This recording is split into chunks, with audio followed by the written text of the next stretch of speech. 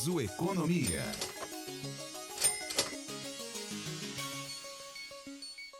Oi, gente, tudo bem? Estamos de volta com o nosso Niso Economia, programa semanal produzido aqui no Laboratório de Comunicação da Universidade de Sorocaba, que busca trazer para você clareza, tranquilidade, orientações em relação à economia global. A gente não trata só da nossa economia aqui, mas o que a economia global tem manipulado, tem movimentado e tem trazido efeitos para mim e para você em casa. Lembrando que esse produto ele é gravado aqui no Laboratório de Comunicação da Universidade de Sorocaba, na Rádio Niso, com técnica de Jéssica Toffoli, a apresentação de Douglas Vale e a coordenação geral é da professora Evenise Batista. Comigo hoje, aqui no estúdio da Rádio Niso, o professor Marcos Canhada, quinzenalmente está aqui batendo um papo junto com a gente.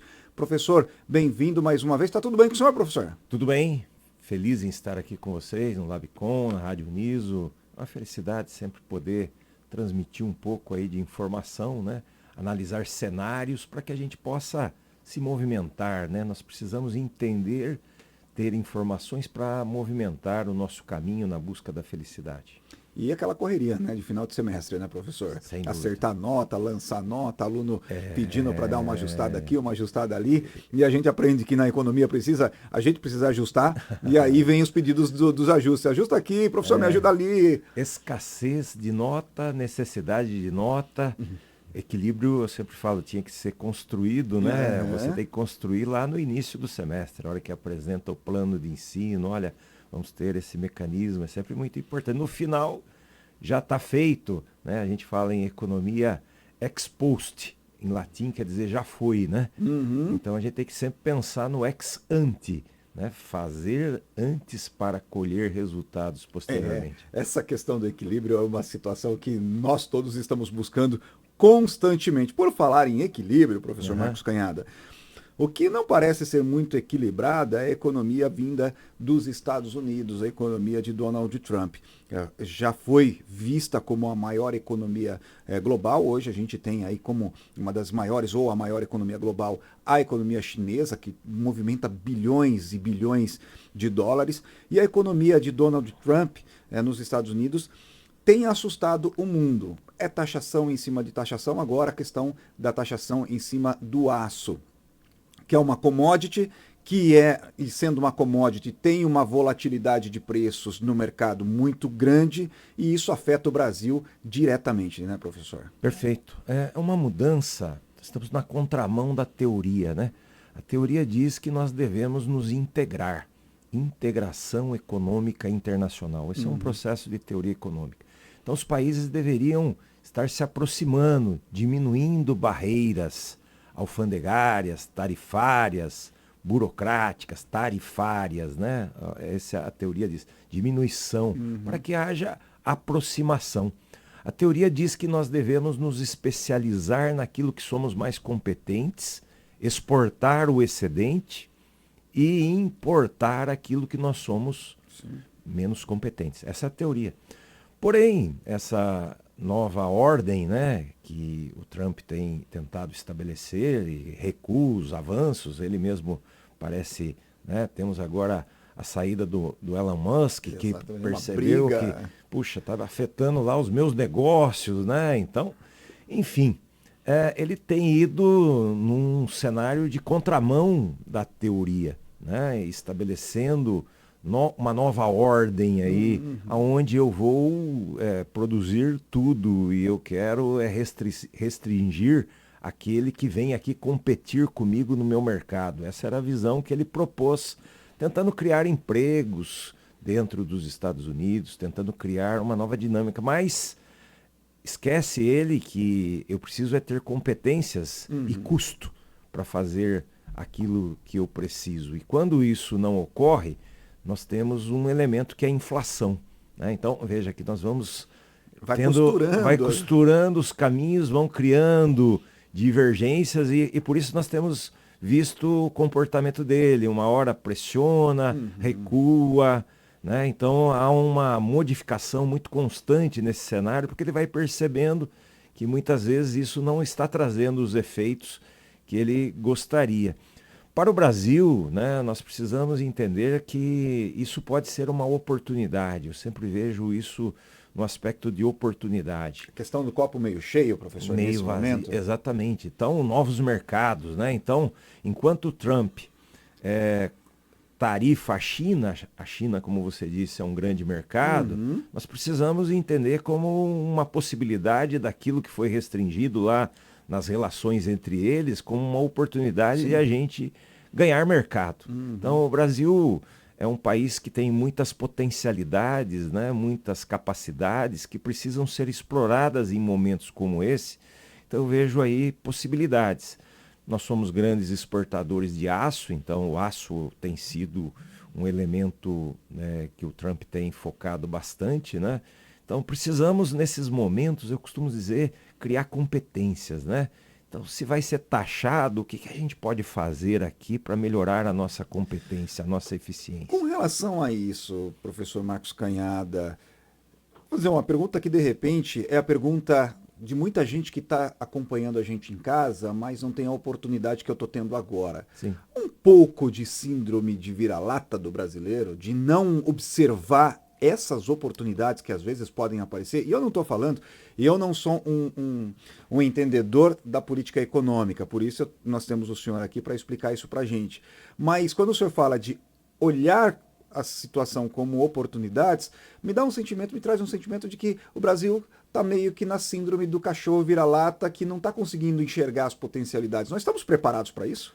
Temos limitações grandes aí em enxergar oportunidades quando elas surgem aí dentro do mercado internacional, né? Então, eu me lembro de um fato que eu costumo ensinar aí na universidade, é a questão, por exemplo, da carne, né? Nós somos grandes produtores, um dos maiores produtores de carne do mundo. Então, eventualmente, dentro do cenário internacional como esse que ocorre, então, de repente, a Rússia deixa de comprar carne da Europa, porque ela está ali num conflito. Isso gera, nesse momento, uma oportunidade. Porém, a Rússia tem exigências para essa carne. Ela prefere a carne europeia, é uma carne que tem características melhores para o seu atendimento de necessidades, né? Então, de repente, nesse momento, eu precisaria falar, puxa, é uma oportunidade, ele vai comprar carne de mim, né? Então, eu vou ter agora que criar qual é a expectativa do russo, né? O que ele deseja? Eles não desejam a inserção de ractopamina. Ractopamina é uma inserção que é colocada eventualmente no boi para ele ficar mais musculoso. Eles entendem que isso pode trazer câncer no futuro. Então, nada de ractopamina. Nós temos que abominar. Os americanos não ligam muito para a ractopamina. Ok, vamos atender às expectativas do cliente na sua expectativa. Cada um tem uma expectativa dentro desse cenário. E isso aí a gente pode trazer para a minha empresa, para a sua empresa, para os MEIs, para as pequenas empresas também, para as pessoas que estão acompanhando a gente. E veja como uma coisa vai ligando a outra e a gente consegue trazer isso para o nosso meio, para a nossa região aqui. Quer dizer, nós precisamos ver também essas oportunidades que o mercado muitas vezes não está oferecendo e melhorar para conseguir atender essa expectativa, né? Perfeito. Isso dentro do mercado interno, dentro da nossa vida pessoal, né? Quais são as expectativas do meu cliente? Quem é o meu cliente na minha vida? Eu aqui, dentro de empresas aqui, trazendo para o nosso cenário, né? Então nós temos uma cidade de Sorocaba em mudança constante, vinda de transnacionais com exigências cada vez maiores, né? Essas exigências precisam ser entendidas e transformadas em competência. Isso nos fortalece e faz com que a gente tenha possibilidade de crescimento. Então, muito importante as crises, as oscilações, trazerem para a percepção de cada um de nós, para as famílias e para as empresas, a necessidade de entender requisitos estabelecidos por quem demanda. Então, é um aprendizado muito importante e precisamos estar sempre atentos a isso. Agora, isso, professor, como o senhor mesmo está falando, é um aprendizado. Isso não tem uma fórmula mágica. Uma fórmula, nós estamos conversando com o professor Marcos Canhada, que trabalha com a manipulação de valores. E muitas vezes essa manipulação de valores tem fórmulas lógicas, mas esse aprendizado ele não é uma fórmula lógica, ele não tem receita mágica, é trabalho e é percepção. Trabalho, percepção, investimento do Estado em alguns aspectos, né? Nós temos muita dificuldade, eu acho que já falamos disso em alguma conversa anterior, no processo inovativo, né? Então nós investimos 1,5% do PIB em pesquisa e inovação. Enquanto que outros países que estão numa marcha mais acelerada para a criação de uma cultura inovativa que permite estabelecer essa capacidade de percepção, né, de que o mercado é inovador e que eu preciso estabelecer atendimento de requisitos do cliente, investem aí cerca de 4% do PIB. É uma distância muito grande. Então, carece de investimentos, então nós temos aí problemas com investimentos, né, que tragam essa modificação. Eu costumo dizer que nós somos um país subdesenvolvido, alguns colocam uma categoria um pouco diferente, um país em desenvolvimento. Eu prefiro sempre usar subdesenvolvido, porque nós temos aí uma certa estagnação nesse processo, principalmente na questão do investimento. Então, precisa o Estado agir nesse processo e precisa que cada um de nós, empresas e famílias aí no ambiente microeconômico, o empresário perceba essa necessidade de fazer seus investimentos enquanto o Estado não faz na dosagem que precisaria fazer. Eu preciso estabelecer mecanismos de crescimento dentro da minha empresa e o cidadão entender que ele precisa também buscar na universidade, na educação, na cultura, requisitos que são exigências desse mercado cada vez mais exigente. Essa é uma questão importante, porque aí já me liga uma outra chave, me liga um outro problema. Nós vemos recentemente a alta do IOF, tive a semana passada, inclusive, conversando com o professor Renato Vaz Garcia, sobre a comemoração do ministro da Agricultura, o Carlos Fávaro, comemorando uma queda de 2% na inflação do ovo, por exemplo. E aí tem um pacote de produtos, mas o que mais me chamou a atenção, quer dizer, o ovo subiu quase que 100% o seu valor e a comemoração naquele momento de um ministro foi de uma queda de 2%, quer dizer, uma queda ínfima em relação ao que subiu o valor da bandeja do ovo.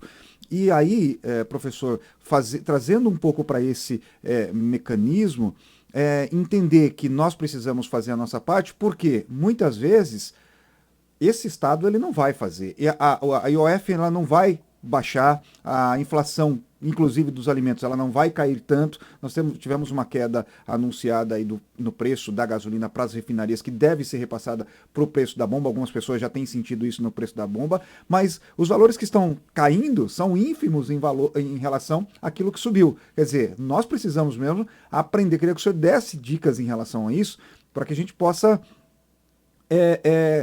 entender que eu preciso me adaptar também às situações, às intempéries que a economia vai colocando para a gente. Perfeito. Está perfeita essa questão. Temos um custo Brasil elevado, estamos em patamares de preço elevado, temos uma expectativa de inflação acima do teto, isso é muito preocupante, né? Então, o cidadão ele tem que perceber que existem duas ações, existem políticas macroeconômicas realizadas pelo Estado, pelo governo, que dentro daquilo que ele estabeleceu vai aí gestacionando busca de objetivos, né? Então, nós temos objetivos de distribuição de renda socialmente justa. Esse é um objetivo, o governo prioriza um mais do que o outro, essa busca. Mas temos também um objetivo de estabilidade de preços. Às vezes a conjugação de todos esses fatores desequilibra um ou outro fator. E o cidadão tem que entender que isso faz parte, principalmente, como eu disse, num país em desenvolvimento ou subdesenvolvido, como queira. Então, nós temos que criar fortalecimentos individuais, né? Cada um dentro do seu seio familiar, perceber ali o cobertor curto, como eu sempre chamo, né? A escassez dos recursos e as necessidades nossas, que são sempre abundantes, e planejar, controlar, né? É sempre essas duas, planejamento e controle, né? Então nós temos que ter mecanismos de adequar a essas situações que vão em um país subdesenvolvido estar sempre aí na nossa porta, sempre batendo, preços oscilantes, escassez de emprego, eventualmente, enfim, eu preciso entender que isso é um cenário presente na sociedade e criar fortalecimentos individuais para saber navegar nesse cenário conturbado. Professor, mais uma questão em relação ainda a essa questão, o senhor levantou aí o desemprego, eventualmente, e o senhor destacou essa palavra eventualmente. Nós temos registrado, o Brasil tem registrado, Sorocaba também tem registrado algumas médias de crescimento em alguns setores da economia. O setor de serviços é o que mais tem empregado ultimamente, é o que o CAGED vem falando para a gente. Mas relacionado a isso, está também a questão dos salários. Quer dizer, cria-se mais vagas de empregos com salários cada vez menores. Isso também acaba não sendo um benefício, ou é um pensamento meu, e por favor, me corrija se eu estiver errado, tem total liberdade para isso. Mas não adianta a gente criar muito mais empregos com salários mais baixos, porque essa receita, ela não vai, dessa receita não sai um bolo. São duas coisas, então, você destacou bem aí. Nós precisamos crescer o nível de emprego, buscando o que nós chamamos de pleno emprego, quer dizer, se aproximar de uma situação onde todos os recursos estejam empregados, né, as fábricas funcionando em 2, 3 turnos, e as pessoas que querem trabalhar conseguindo oportunidade para trabalhar. Mas, ao mesmo tempo, faz sentido a sua colocação, nós precisamos de aumento de renda, né? Então, a renda nem sempre acompanha o crescimento de emprego. Então, às vezes, a geração de mais empregos gera maior competitividade. Essa maior competitividade faz com que os preços de renda, de salários, eventualmente venham para um patamar mais baixo. Aí é novamente a questão da oportunidade, né? Então, como criar mais renda pessoal? Aí eu sou suspeito para dizer como professor, né?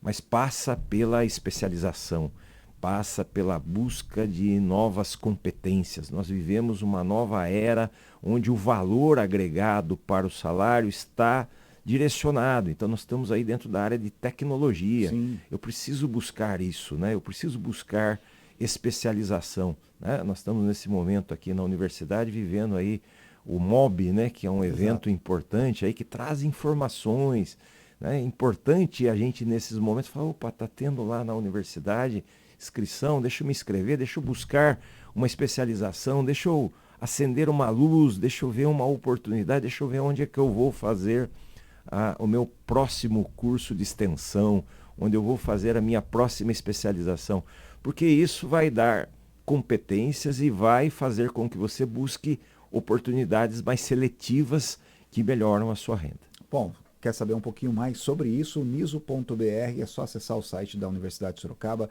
Tem informações sobre o MOB, tem informações também sobre os cursos de extensão, sobre os cursos de qualificação, enfim, tem muita informação lá. Inclusive, tem informações sobre o nosso parque Unisutec, que é um parque para startups. Você que tem aquela ideia e de repente já fomentou um pouco dessa ideia e já pode começar a trabalhar, começar a colocar isso em prática, nós temos o Unisutec, mas isso tudo, toda essa informação você encontra lá no nosso portal uniso.br.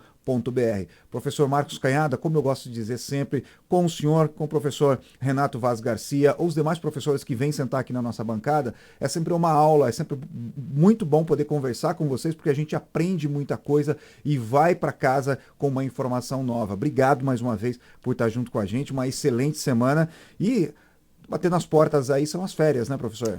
Tá chegando, né? Começar a pensar Mas ainda temos aí uma semana de intensidade. Desejo, então, felicidades a todos aí, agradeço ao Labcom, a toda a equipe técnica aí, pela oportunidade. Estaremos sempre chamados aqui para conversar, para trazer informação. Com a informação a gente pode se desenvolver e eu acredito muito nisso. Professor, suas redes sociais, para quem quiser de repente tirar uma dúvida, conhecer um pouquinho mais do trabalho do professor Marcos Canhada. Marcos Canhada, procura lá no Instagram, no Facebook, estou lá, estou sempre publicando alguma coisa. LinkedIn também, eu gosto muito de falar da rede LinkedIn, que talvez seja a rede onde eu tenho mais intensidade, né? rede importante para a empregabilidade, é uma nova forma de se empregar. É importante que as pessoas se insiram e é lá que eu trabalho mais as minhas atividades de propagar o que eu estou fazendo. E também as redes sociais do nosso CSA. Lab, temos aí o laboratório de CSA, também procurar laboratório de CSA, publicamos lá periodicamente o comportamento dos preços aí da cesta básica. Importante que as pessoas sigam lá, ficamos felizes com isso. Mais uma vez, obrigado e uma ótima semana. Muito obrigado, saúde a todos. Bom, fica por aqui então o nosso Niso Economia desta semana. Próxima semana nós temos o professor o professor Renato Vaz Garcia junto com a gente, falando um pouquinho mais sobre a economia. E você já percebeu, né? Não tem termos difíceis, não tem economês. Aqui a gente fala realmente uma linguagem muito tranquila para que todo mundo possa entender. Participa junto com a gente. 99724-3329, 99724-3329. Esse é o WhatsApp exclusivo aqui da Rádio Niso. Você mandou a sua mensagem, a gente vai trazer aqui para os nossos professores para que eles possam responder. Uma ótima semana a todo mundo. Lembrando que o Niso Economia tem trabalhos técnicos de Jéssica Toffoli, a coordenação geral é da professora Evenise Batista, apresentação de Douglas Vale e a gente volta numa próxima oportunidade. Até lá, gente. Tchau. Niso Economia.